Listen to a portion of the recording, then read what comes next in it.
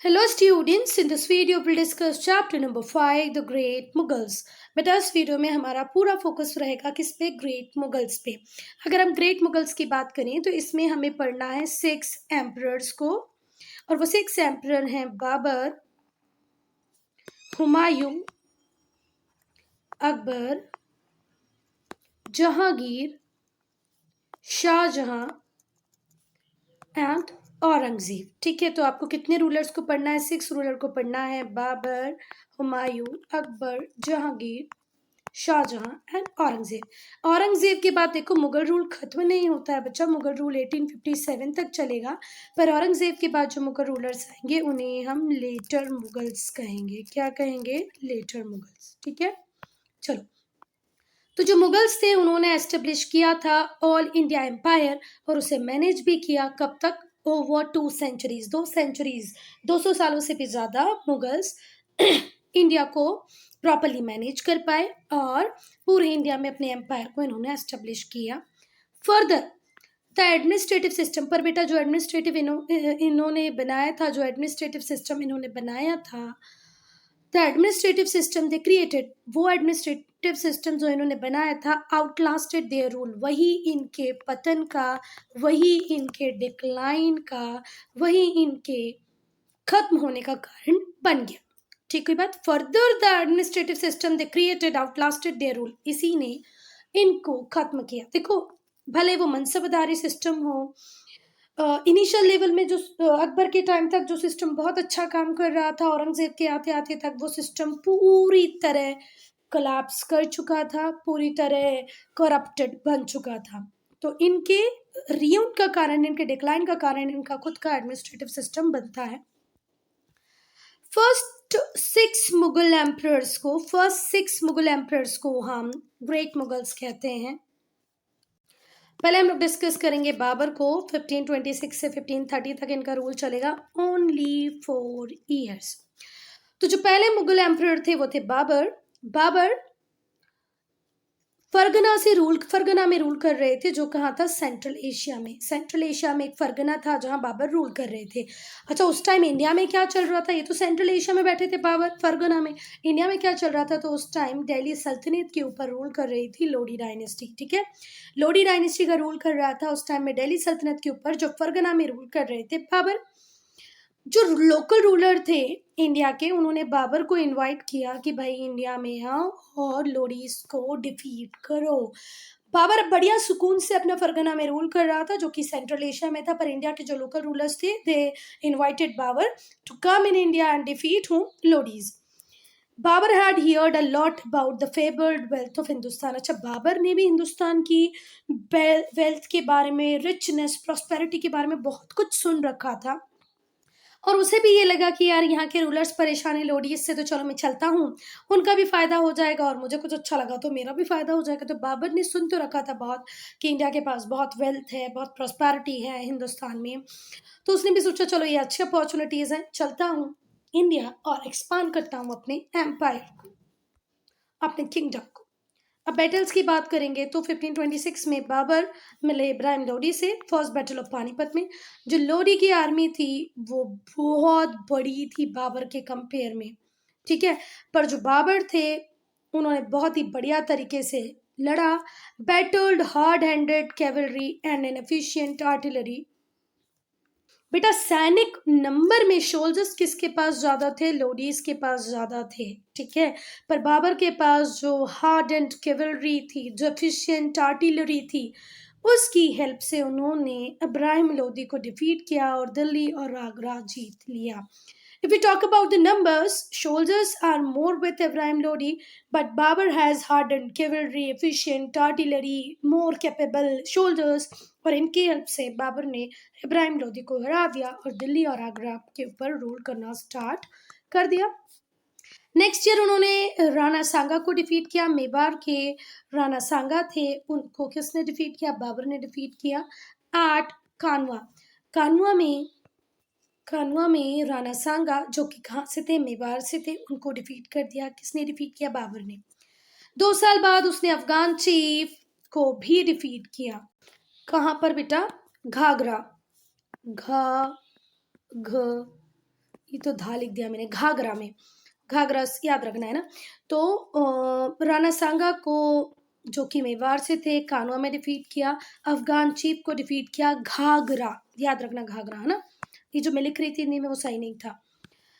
These three battles secured Babar's position in northern India. और ये 3 battle लड़ने के बाद, अफगान चीफ से लड़ने के बाद, राणा सांगा से लड़ने के बाद और लोधी से लड़ने के बाद नदर्न इंडिया में बाबर की जो पोजीशन थी वो तो सिक्योर हो गई। कहाँ पर? नदर्न इंडिया में। अचीवमेंट्स की बात करें अगर हम बाबर की, तो बाबर एक ब्रिलियंट जनरल थे, अच्छे पोएट थे, एक बहुत अच्छे राइटर भी थे। इन्होंने अपनी बायोग्राफी खुद लिखी है।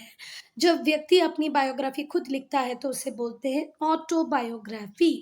ठीक है, सपोज करो आपकी बायोग्राफी मैं लिखूंगी तो वो होगी सिर्फ बायोग्राफी, पर आप अपनी बायोग्राफी जब खुद लिखेंगे तो उसे क्या कहा जाएगा? ऑटोबायोग्राफी। तो ये एक पोएट थे, राइटर थे, इन्होंने अपनी ऑटोबायोग्राफी मतलब अपनी बायोग्राफी खुद लिखी, इसलिए उसे ऑटोबायोग्राफी कहते हैं। वो थी तुजूक बाबरी और बाबरनामा। ठीक, कोई बात? चलो, अचीवमेंट्स की बात करें तो ब्रिलियंट जनरल थे, पोएट भी थे, राइटर भी थे। इन्होंने अपनी बायोग्राफी खुद लिखी जिसका नाम था तुजुक बाबरी और बाबरनामा। और तुजुक बाबरी या बाबरनामा ने, बाबर ने सिर्फ अपनी लड़ाइयाँ सेल्फ सेंटर्ड उस बुक को नहीं बनाया, उन्होंने डिस्क्राइब किया फिजिकल फीचर्स को, क्लाइमेट को, एनिमल्स को, बर्ड्स को, फ्लावर्स को, फ्रूट्स को। जहाँ जहाँ जिस जिस प्लेस पे बाबर गया, जिन जिन प्लेसेस को बाबर ने देखा, उन प्लेसेस की लोग कैसे थे, वहाँ पर फ्रूट्स कौन से मिलते थे, फ्लावर कौन से मिलते थे, बर्ड्स कैसे थे, इन सब को इंक्लूडिंग फिजिकल फीचर इसने डिस्क्राइब किया है बाबरनामा में। इसने दो ही has also written about his own life in detail. देखो, अब वो बायोग्राफी है तो उसने अपनी लाइफ तो लिखनी ही थी, तो अपनी लाइफ के बारे में तो लिखा ही है। साथ ही साथ फिजिकल फीचर्स, क्लाइमेट, एनिमल्स, इनके रिगार्ड्स में भी बहुत कुछ लिखा है। किसमें? Baburnama. In which language Baburnama is written?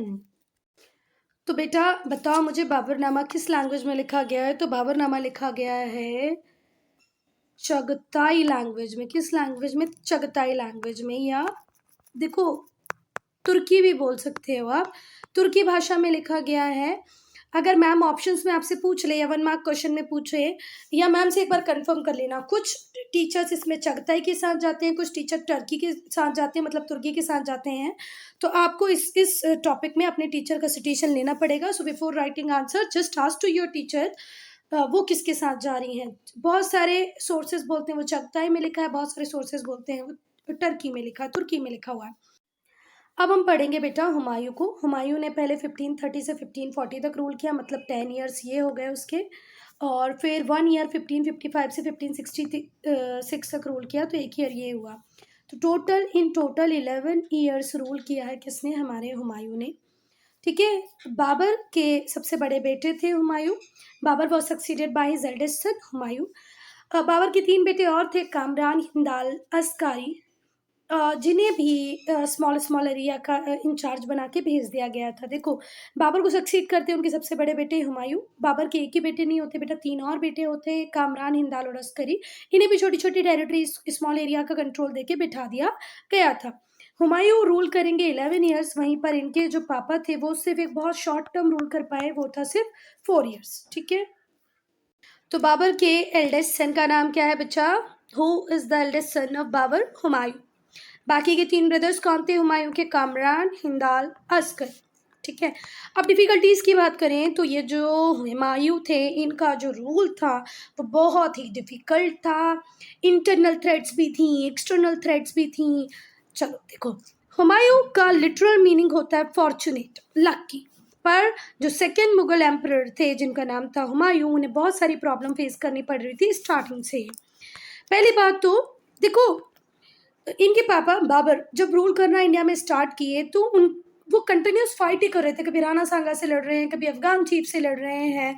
ठीक है, तो वो प्रॉपर एक एडमिनिस्ट्रेशन का सिस्टम डेवलप नहीं कर पाए थे। तो पहली प्रॉब्लम तो ये थी कि इन्हें प्रॉपर एडमिनिस्ट्रेशन की सिस्टम को डेवलप करना था। दूसरी प्रॉब्लम ये थी, इनके जो भाई थे, भले वो कामरान हो भले हिंदाल हो, ये लोग सेटिस्फाई नहीं थे, इनको जो टेरिटरीज मिली हुई थी। बेटा पहले ऐसे ही होता था, राजा की 2-3 रानियां होती थी, 3-4 5-5 बच्चे उनके होते थे, तो जिसको राजा बना दिया जाता था वो तो खुश हो जाता था, पर बाकी के जो दूसरे बच्चे होते थे वो यही सोचते रहते थे, अरे यार मैं किंग नहीं बन पाया, मेरे पास टेरिटरी जो है वो सही नहीं है, मुझे जो एरिया मिला वो सही नहीं है, तो ये आपस में लड़ने लगते थे। बहुत बार देखना आप, एक किंगडम में ये प्रॉब्लम होती थी कि सक्सेशन के लिए लड़ाइयाँ होती थी।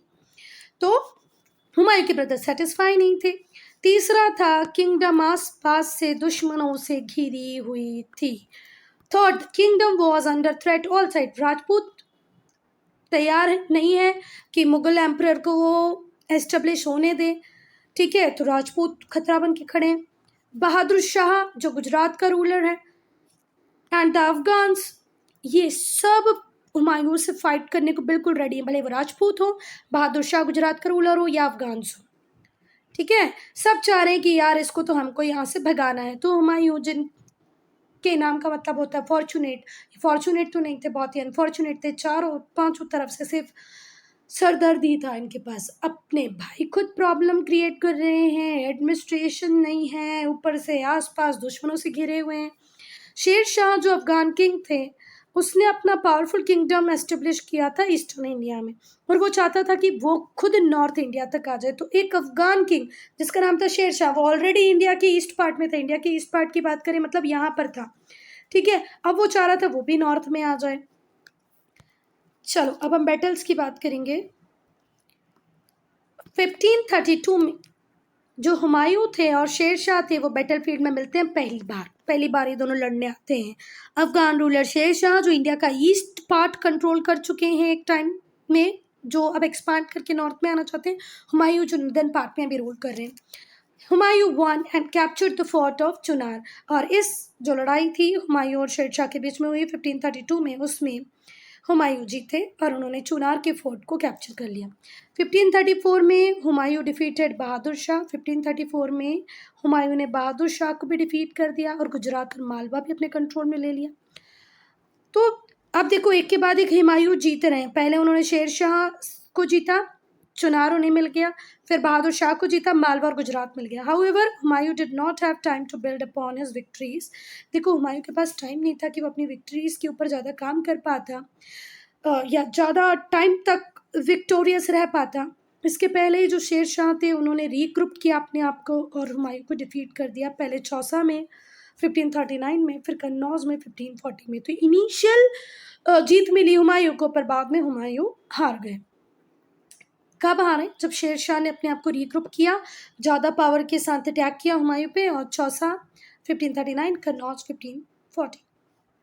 और बेटा शेर शाह ने तो हुमायूं को अपनी किंगडम से बाहर निकाल के छोड़ा, ठीक है। मतलब अब हुमायूं इस तरीके की कंडीशन में आ गए कि उनके पास कोई एरिया ही नहीं था जहाँ वो रह सकते हैं, उनकी अपनी किंगडम अब उनके पास नहीं थी। हुमायूं एस्केप करके पर्शिया चले गए और नेक्स्ट 15 ईयर उन्होंने एग्जाइल में बिताए, पर्शिया में रहे। इस टाइम तक जो सूर एम्पायर था शेर शाह के रीन में,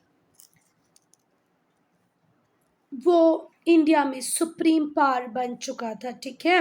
15 साल जब पर्शिया में रहे हुमायूं, उस टाइम तक जो सूर एम्पायर था वो सुप्रीम बन चुका था इंडिया में। जो शेर शाह की जो रीन थी बहुत ही बढ़िया थी। उन्होंने सूर एम्पायर को इंडिया के एक बहुत बड़े पार्ट में एस्टेब्लिश किया और इंडिया की सुप्रीम पावर बन गए।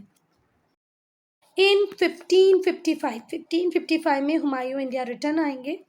Sher Shah had died and सूर एम्पायर हैड बिकम वीक। अब इस टाइम तक 1555 तक सूर एम्पायर बहुत ज़्यादा वीक हो चुका है और शेर शाह सूरी की हो चुकी है death. Humayun fought and recaptured the territory he had lost, और इस अपॉर्चुनेट टाइम का पूरा फ़ायदा उठाया हुमायूं ने, अटैक किया और वो सारी टेरिटरी वापस ली जो हुमायूं पहले लॉस्ट कर गए थे, पहले हार कर पर्शिया चले गए थे, and becoming the Mughal ruler once again, और ये फिर से रूल करने लगे इंडिया में। शॉर्टली आफ्टरवर्ड, इसके बाद ही वो सीढ़ियों से गिर जाते हैं। लाइब्रेरी से जब वो नीचे आ रहे होते हैं तो सीढ़ियों से नीचे गिर जाते हैं। शेर मंडल में इन्होंने एक लाइब्रेरी बना रखी थी, उस लाइब्रेरी की सीढ़ियों से नीचे उतर रहे थे। कहाँ पर है ये? पुराना किला। पुराना किला कहाँ पर है? दिल्ली। मतलब दिल्ली की बात करें, दिल्ली में पुराना किला है, वहाँ पर शेर मंदिर जो था, वहाँ की लाइब्रेरी से ही नीचे उतरे थे, गिर जाते हैं और थोड़े ही दिन मतलब गिरने के बाद इनकी डेथ हो जाती है और इनको अपने बेटे अकबर अब सक्सीड करेंगे। तो पहले हुमायूँ, हुमायूँ के बाद आएंगे अकबर और हुमायूँ के पहले कौन थे बेटा? बाबर। बाबर के बाद आए हुमायूँ, हुमायूँ के बाद आए अकबर। तो अब अकबर जो कि के बेटे हैं किसकी? हुमायूँ के। अब वो अपना रूल स्टार्ट करेंगे, वो थ्रोन को सक्सीड करेंगे। अब हम पढ़ेंगे सूर एम्पायर को, जो 1540 से 1555 तक रहेगी, मतलब 15 साल चलेगा सूर एम्पायर का रूल। और ये 15 साल हुमायूं रहते हैं पर्शिया में। जो सूर डायनेस्टी थी बहुत शॉर्ट लिव थी। शेर शाह इनके मोस्ट फेमस रूलर थे। शेर शाह ने रूल किया 1540 से 1545 तक। 5 साल किसका रूल चला? शेर शाह का। Sher Shah was the son of Afghan jagirdar in Sasaram Bihar. Sasaram Bihar के अफगान जागीरदार के बेटे थे Sher Shah. Sher Shah was the son of Afghan jagirdar. Afghan जागीरदार जो शाशराम बिहार में थे, उनके बेटे थे शेर शाह।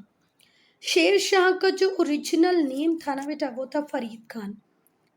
इन्हें टाइटल दिया गया था शेर का जब इन्होंने टाइगर को किल कर लिया था।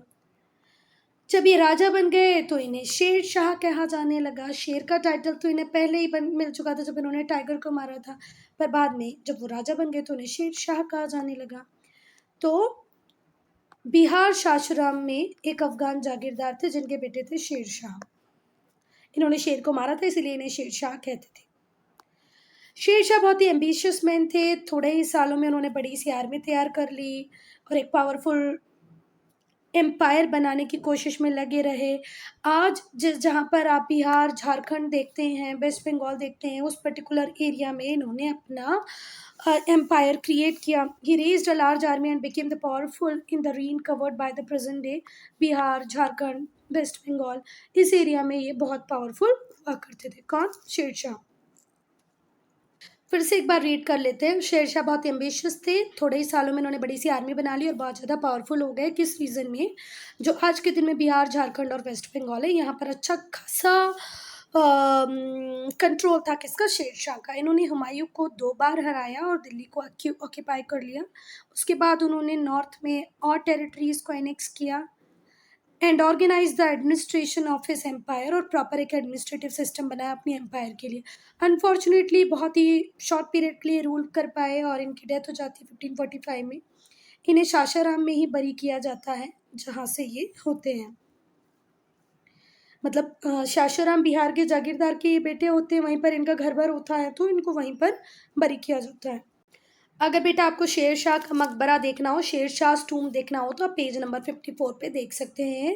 वीडियो को पॉज करो, पेज नंबर 54 को देखो, उसमें शेर शाह का टूम है। ठीक है, अब हम अचीवमेंट्स पढ़ेंगे शेर शाह की। जो शेर शाह थे वो बहुत ही गुड जनरल थे, बेटर एडमिनिस्ट्रेटर थे। जितने अच्छे जनरल थे उससे ज़्यादा अच्छे एडमिनिस्ट्रेटर थे। उन्होंने सिविल, मिलिट्री और लैंड रेवेन्यू एडमिनिस्ट्रेशन को इतना अच्छा बनाया कि जो एरियाज जहाँ कुछ भी नहीं हो सकता था वहाँ पर भी बहुत कुछ किया। किसने? शेर शाह ने। बिकॉज इनका जो सिविल, मिलिट्री और लैंड रेवेन्यू एडमिनिस्ट्रेशन इतना अच्छा था कि लोग भी इनसे खुश थे, लोग इनसे कभी भी परेशान नहीं थे। इन्होंने नई करेंसी लेके आए in the form of silver coins, जिसे रुपया कहा। इन्होंने कस्टम ड्यूटी उसको कम कर दिया, एक प्रॉपर नेटवर्क बनाया रोड्स का, including grand trunk road. Grand trunk road जैसे आज आप जीटी रोड के नाम से जानते हैं, वो जीटी रोड भी बनाई थी, शेर शाह ने बनाई थी। प्रॉपर रोड्स बनाए लोगों के लिए, मतलब जनरल पब्लिक के लिए बहुत काम किया शेर शाह ने, इसलिए जनरल पब्लिक उसे बहुत पसंद करती थी। तभी यहाँ पर लिखा है कि एक बेटर एडमिनिस्ट्रेटर थे ये। इनके जो मेजर्स जो लिए, इससे ट्रेड बहुत एनकरेज हुआ। बहुत सारे जो शेरशाह के रिफॉर्म्स थे उन्हें कंटिन्यू अकबर ने भी किया। मतलब शेरशाह जो अच्छा कर गए थे उसे अंडर नहीं किया अकबर ने, अकबर ने उन्हीं रिफॉर्म्स के साथ आगे कंटिन्यू किया। शेरशाह एक सेक्युलर रूलर थे, सबसे बड़ी बात थी कि शेरशाह ना ही तो एंटी मुस्लिम थे, ना ही तो एंटी हिंदू थे, ना ही तो प्रो मुस्लिम थे, ना ही तो प्रो हिंदू थे। एक सेक्युलर रूलर थे। इनके किंगडम में जो भी लोग रहते थे उन्हें वो एक समान देखते थे। मतलब बहुत ही औरंगजेब की तरह नहीं थे कि बिल्कुल मुस्लिम्स के लिए ज़्यादा सोचना है, हिंदूज के लिए नहीं सोचना है। बहुत ही सेक्युलर किंग थे। मतलब आप हिंदू हैं, मुस्लिम हैं, अगर आप शेरशाह की रीन में रह रहे हैं, उसके किंगडम का पार्ट है, तो आपके ऊपर सारे जो फ़ायदे दूसरी कम्युनिटी को मिल रहे हैं वो आपको भी मिलेंगे। तो शेर शाह एक सेक्युलर रूलर था। उसने पॉलिसी अडॉप्ट की रिलीजियस टॉलरेंस की, सारे धर्मों को इम्पोर्टेंस दी, सारे धर्मों के टुवर्ड्स टॉलरेंट था। उसने सारे रिलीजन को रिस्पेक्ट दिया, सारे लोगों के वेलफेयर, मतलब उसका आप सब्जेक्ट होना चाहिए। आप हिंदू हैं, मुस्लिम हैं, ये मटेरियल है। अगर आप उसके किंगडम में रहते हैं, आप उसके सब्जेक्ट हैं, तो आपके वेलफेयर का पूरा ध्यान रखा। He often regarded as the forerunner of Akbar. इन्हें कैसे देखा जाता है? Forerunner of Akbar. इन्हें हमेशा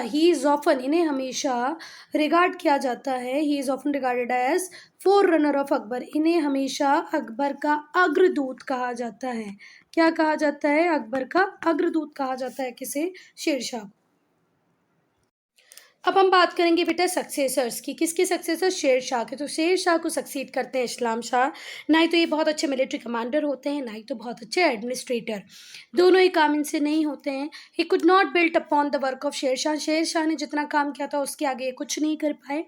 हुमायूं ने फाइनली इस्लाम शाह को डिफीट किया 1555 में। पर्शिया में बैठे हुमायूं इंतजार ही कर रहे थे कि कब सूर एम्पायर थोड़ा सा वीक हो और वो अपना कंट्रोल वापस से एस्टेब्लिश करें दिल्ली पे। और ऐसा ही होता है। इस्लाम शाह बहुत ज़्यादा कुछ कर नहीं पाते। 1555 में हुमायूं इन्हें हरा देते हैं और वापस से दिल्ली कैप्चर कर लेते हैं। तो यहाँ पे सूर्स का रूल होता है। अब हम बात करेंगे अकबर की। तो अकबर ने रूल करना स्टार्ट किया 1556 में और 1605 तक रूल किया। ये ग्रेटेस्ट रूलर थे मुगल डायनेस्टी के और one of the greatest ruler थे इंडिया के। बेटा हम अकबर को सिर्फ मुगल डायनेस्टी के साथ जोड़कर नहीं दे सकते हैं। अगर हम बात करें कि इंडिया में जो महान शासक, ग्रेटेस्ट रूलर रहे, महान रूलर रहे, उनमें से भी अकबर एक थे। He brought glory to the empire. ये पूरे एम्पायर के लिए ग्लोरी लेके आए। इनके टाइम में एम्पायर में प्रॉस्पेरिटी थी, इनका सब्जेक्ट इनसे बहुत खुश था और इन्हें अकबर द ग्रेट भी कहा जाता है। एक्सपांशन एंड कंसोलिडेशन की अगर हम बात करें तो अकबर 1556 में राजा बने। हुमायूं जिसने 1555 में इस्लाम शाह को हराया था, वो एक ही साल रूल कर पाएंगे और लाइब्रेरी से उतरते टाइम, अभी हमने पढ़ा था ना, वो गिर जाएंगे और उनकी हो जाएगी डेथ। ठीक है, पर उस टाइम में जो अकबर होंगे वो सिर्फ 13 साल के होते हैं। तो सिर्फ 13 साल के थे अकबर जब इनके पापा हुमायूं की डेथ हो जाती है 1556 में। और 1556 में ही राजा बन जाते हैं अकबर। और बैरम खान को इनका रीजेंट अपॉइंट कर दिया जाता है। रीजेंट का मतलब क्या होता है बेटा? किसी माइनर के बिहाफ पे जो व्यक्ति रूल करता है उसे हम रीजेंट बोलते हैं। The person who is ruling on behalf of minor is called regent. तो अकबर के रीजेंट थे बैरम खान। ठीक है, soon after coming to power, जैसे ही अकबर पावर में आते हैं, अकबर डिफीट करते हैं हेमू को सेकेंड बैटल ऑफ पानीपत में। हेमू जो अफगान फोर्सेस के जनरल होते हैं उनको हरा देते हैं Akbar second battle of Panipat में।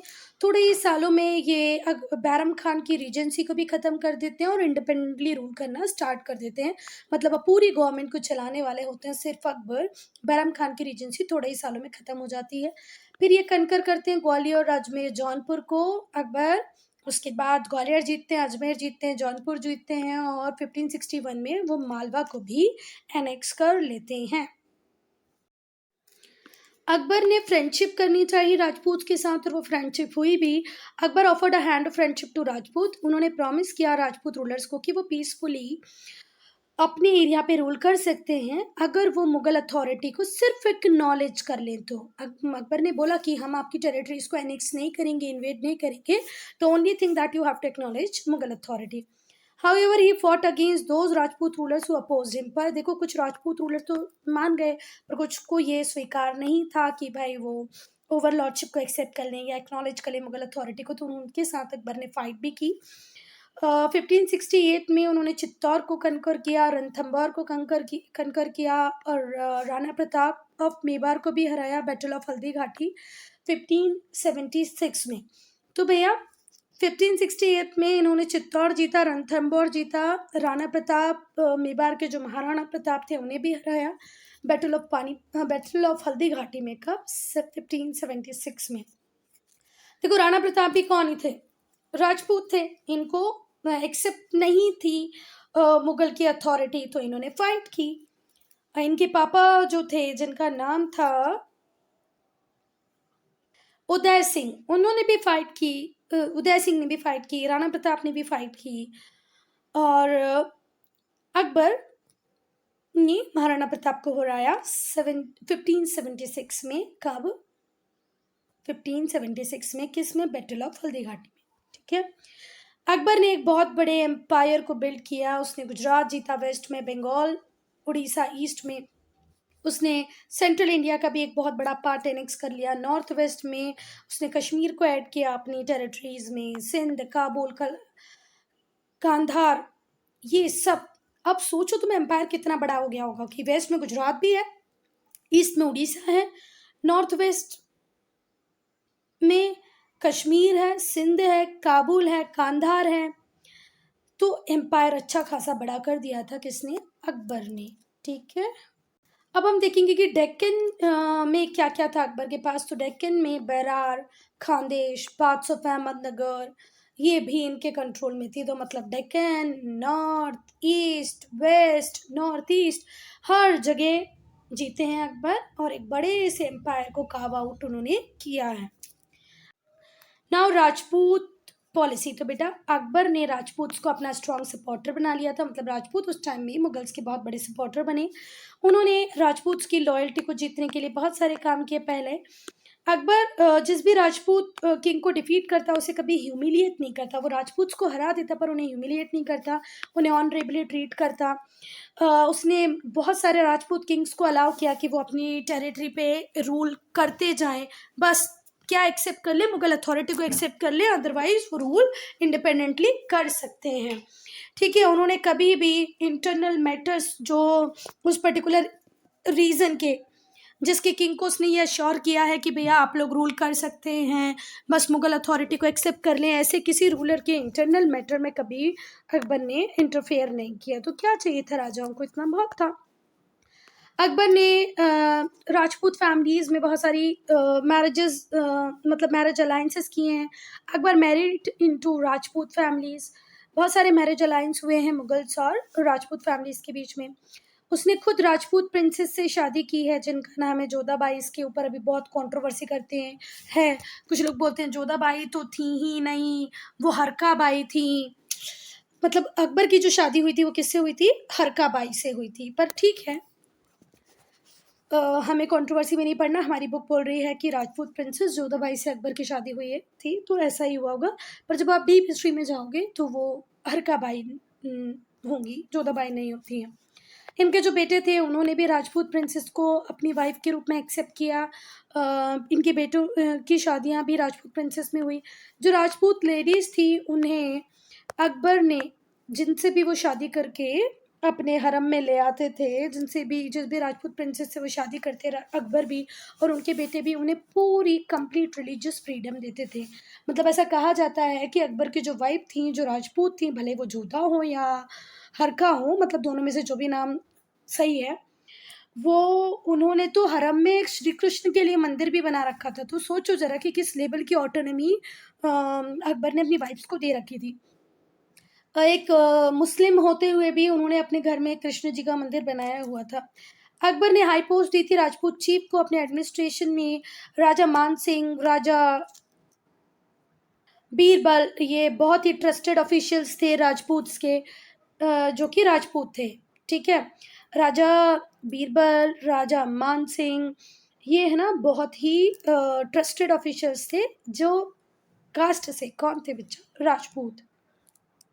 अगर हम अकबर की रिलीजियस पॉलिसी की बात करें तो अकबर ने ये रियलाइज़ कर लिया था कि अगर उसे स्ट्रॉन्ग एम्पायर बनाना है तो हिंदू सब्जेक्ट का कॉन्फिडेंस जीतना ही पड़ेगा।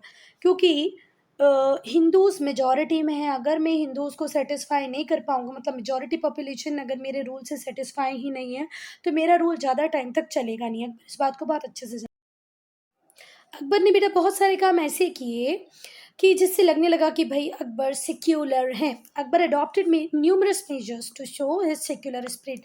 ये दिखाने के लिए कि अकबर एकदम जो उनकी सोच है वो सेक्युलर है, उन्होंने बहुत सारे काम किए। पहला तो उन्होंने पिलग्रिम टैक्स, क्या बेटा? Pilgrim tax. पहले जो लोग तीर्थ यात्रा पे जाते थे उन्हें भी टैक्स देना पड़ता था। टैक्स मतलब होता है कर, पिलग्रिम मतलब होता है तीर्थ यात्रा, तो पिलग्रिम टैक्स देना पड़ता था, उसको माफ़ कर दिया 1562 में। फिर जजिया को भी माफ़ कर दिया 1564 में। ठीक है। सो अकबर ने पहला काम ये किया अपनी रिलीजियस टॉलरेंस को दिखाने के लिए, अपनी सेक्युलर स्पिरिट को दिखाने के लिए, कि पिलग्रिम टैक्स जो था उसे ख़त्म किया, एबलिश कर दिया 1562 में। जजिया को भी एबलिश कर दिया 1564 में, which for long had been opposed by the Hindus. इन दोनों का ही अपोज कर रहे थे हिंदूज, तो ये दोनों ही माफ़ कर दिया किसने? अकबर ने। अगर आप हिंदू हैं और आपको कोई मुस्लिम रूलर रूल कर रहा है, तो आपको अपनी सिक्योरिटी के लिए जो टैक्स देना पड़ता था वो था जजिया। जजिया माफ़ हुआ 1564 में। और पिलग्रिमेज टैक्स, तीर्थ यात्रा के जाने के लिए जो टैक्स देना पड़ता था वो एबलिश कर दिया 1562 में। दोनों ही अच्छे काम थे, इसके लिए हिंदू कंटिन्यू ट्राई कर रहे थे। अकबर ने जो प्रैक्टिस थी forcibly converting prisoners of war to Islam, ये भी एबलिश कर दी। अकबर ने बोला कि कोई अगर मेरे धर्म को अपनाना चाहता है तो दिल से अपनाए, ना कि फोर्स के साथ। तो ये जो प्रैक्टिस पहले होती थी कि जो प्रिजनर्स ऑफ वॉर हैं, जिन्हें युद्ध में जीत के लाया गया है, उन्हें ज़बरदस्ती इस्लाम कबूल करवाना है, ये प्रैक्टिस भी अकबर ने ख़त्म कर दी। अकबर ने अलाउ किया, समटाइम इवन एनकरेज किया हिंदूज को कि तुम टेम्पल्स बनाओ। इसने बड़े बड़े मंदिरों के लिए दान भी दिए, ग्रांट्स दी। तो सिर्फ इसने एनकरेज ही नहीं किया, पैसा भी दिया मंदिर बनाने के लिए। उसने कभी रोक नहीं लगाई मंदिर बनवाने पे। अकबर हिंदू फेस्टिवल्स जैसे कि होली, दिवाली, रक्षाबंधन, इनमें पार्टिसिपेट करते थे। Akbar got the holy books of the Hindus translated into Persian. Akbar ने जो हिंदूज की होली बुक्स थी उनको भी पर्शियन में ट्रांसलेट करवाया। इबादत खाना पढ़ेंगे अब हम। तो जो अकबर थे वो बहुत ज़्यादा इंटरेस्टेड थे लर्निंग में अबाउट डिफरेंट रिलीजन। अकबर की इच्छा थी कि वो सारे धर्मों के बारे में जाने समझे। तो उन्होंने इबादत खाना बनाया, जिसे हम कहते हैं हॉल ऑफ वर्शिप। कहाँ पर बनवाया? Fatehpur Sikri. Hall of worship Fatehpur Sikri में बनवाया अकबर ने, जिसे इबादत खाना कहते हैं, या इबादत खाना बनाया जिसे हम हॉल ऑफ वर्शिप कहते हैं। अकबर डिबेट और डिस्कशंस में बहुत ज़्यादा बिलीव करते थे, तो he held debates and discussion with the religious teachers of all religion. जितने भी धर्म उस टाइम में थे, उनके जितने भी रिलीजियस टीचर्स थे, वो उनको इबादत खाने में बुलाते, उनके साथ डिबेट्स होते, डिस्कशंस होते हैं, सारे रूल्स रेगुलेशन वो जानते हैं हर धर्म के। और उन्हें इस चीज़ में बहुत ज़्यादा मज़ा आता था, क्योंकि उन्हें अच्छा लगता था कि वो सारे रिलीजन्स को जानें, सारे रिलीजन्स की अच्छाइयों को देखें, समझें। तो सारे रिलीजियस टीचर्स को बुला के वहाँ पर एक अच्छा हेल्दी डिबेट डिस्कशन होता था। दाऊद इलाही और दीन इलाही। अब दाऊद इलाही या दीन इलाही क्या थी? जब अकबर ने सारे रिलीजियंस को समझ लिया, जान लिया, सारे रिलीजियस लीडर्स के साथ, स्कॉलर्स के साथ डिबेट डिस्कशंस कर लिए, इंटरेक्शन हो गया, उसके बाद उन्होंने कंक्लूड किया कि सारे के सारे रिलीजन मैसेज देते हैं लव का, रिस्पेक्ट का, बोलते हैं पीसफुली रहो, एक दूसरे को रेस्पेक्ट करो, आप सबके बीच में लव होना चाहिए। उसने फील किया कि जो कॉमन आइडियल्स हैं सारे रिलीजन के, वो हैं सेम, और हर धर्म में कुछ ना कुछ अच्छाई है। तो उसने सोचा कि क्यों ना मैं ये सारी अच्छी अच्छी चीज़ों को कंबाइन कर दूं और एक न्यू क्रीड बना दूं। The people of his empire would benefit from it. और उसको लग रहा था कि ये जो छोटी छोटी इश्यूज हैं, अलग अलग जो प्रैक्टिसेस हर धर्म में पैदा होती है, अगर हम इन सबको ख़त्म करके एक रिलीजन बनाए जिसमें सारे रिलीजन की अच्छाई हो, तो मेरे एम्पायर के जो लोग हैं उन्हें कितना बेनिफिट मिलेगा। इसीलिए उसने सजेस्ट किया एक रिलीजियस पाथ, जिसे हम कहते हैं दीन इलाही या divine monotheism, religion of one God. उसने डिक्लेयर किया अपने आप को कि मैं स्पिरिचुअल गाइड हूँ of his subjects. He also declare himself the spiritual guide of his subject. उसने कहा कि लोगों को मेरे जितने भी सब्जेक्ट हैं, मेरी जनता जो है, उसके लिए मैं एक स्पिरिचुअल गाइड की तरह काम करूँगा। और दीन इलाही की बात किसने की? अकबर ने की। दीन इलाही बहुत ही सिंपल रिलीजन था, जिसमें सारे रिलीजन्स की अच्छाइयाँ थी। Din Ilahi was a very simple path. ये एनकरेज करता था कि भाई लोग सिर्फ वन गॉड में बिलीव करें। जो प्रैक्टिस है worshipping sun, fire and other sources of energy, या अदर सोर्सेज, अदर कोई भी गॉड है, तो ऐसा ना हो कि सिर्फ आप एक भगवान की पूजा करेंगे। मोनोथिज्म, सोर्सेज ऑफ लाइट, ये इम्पॉर्टेंट एलिमेंट है इनमें। अकबर जो था उसने डिस्करेज किया किलिंग ऑफ एनिमल्स, और जो कस्टम था सती, उसको भी उन्होंने बहुत बुरा कहा। उसने कहा कि ऐसा नहीं होना चाहिए। जानवरों को नहीं मारना चाहिए, सती प्रथा खत्म हो जानी चाहिए, सुलह कुल यूनिवर्सल पीस और पीस विथ ऑल की बात अकबर ने की। ये एक इम्पॉर्टेंट प्रिंसिपल था अकबर श्रीन का। अकबर्स का जो दीन इलाही था उसका एम था कि वो पीस को अचीव करे, टॉलरेंस को अचीव करे, कंट्री में जितने भी रिलीजन है उनके बीच में यूनिटी बन जाए। कुछ हिस्टोरियंस का कहना ये है कि जो दीन इलाही था वो बिल्कुल सिमिलर था अशोक्स पॉलिसी ऑफ धर्म। जैसे आप एंशंट हिस्ट्री में आपकी क्लास 6 में आपने अशोक की पॉलिसी को पढ़ा होगा ना, अशोक्स पॉलिसी ऑफ धम्मा, उसकी तरह ही था दीन इलाही। दीन इलाही जो था कोई नया रिलीजन नहीं था, इसके कोई रिचुअल्स नहीं थे, कोई सेक्रेट बुक नहीं थी, प्लेसेस ऑफ वर्शिप और प्रीस्ट भी नहीं थे, पर बेटा सिर्फ कोड ऑफ कंडक्ट थे। ठीक है, कोड ऑफ मॉरल कंडक्ट थे, मतलब इस रिलीजन में कोई प्रीस्ट नहीं था, कोई सेक्रेट बुक नहीं थी, पर मॉरल कोड ऑफ कंडक्ट थे। बहुत कम लोग थे जिन्होंने इस धर्म को, दीन इलाही को एक्सेप्ट किया। राजा बीरबल उन कम लोगों में से एक थे बच्चा जिन्होंने दीन इलाही को एक्सेप्ट कर लिया। राजा मानसिंह ने ओपनली डिसअप्रूव किया इसको। अकबर ने बेटा कभी भी किसी को फोर्स नहीं किया। राजा मानसिंह को कभी नहीं बोला कि तुम मेरे सब्जेक्ट हो, यू हैव टू ऑप्ट, नहीं। जो मन से ऑप्ट करना चाहे उसी को उन्होंने बोला कि भाई दीन इलाही को स्वीकार करो। ठीक है, तो बहुत कम लोग उसको एक्सेप्ट कर पाए। दीन इलाही फेड आउट हो गया अकबर के बाद दीन इलाही चल नहीं पाया। पर जो अकबर के सेक्युलर आइडियाज़ थे उनको उनके बेटों ने भी फॉलो किया। अकबर का जो बेटा था उसने सेक्युलर आइडियाज़ को फॉलो किया, पर दीन इलाही खत्म हो जाता है अकबर के बाद। Student, I am ending this video here only. If you have any doubt, any problem, to write in comment section.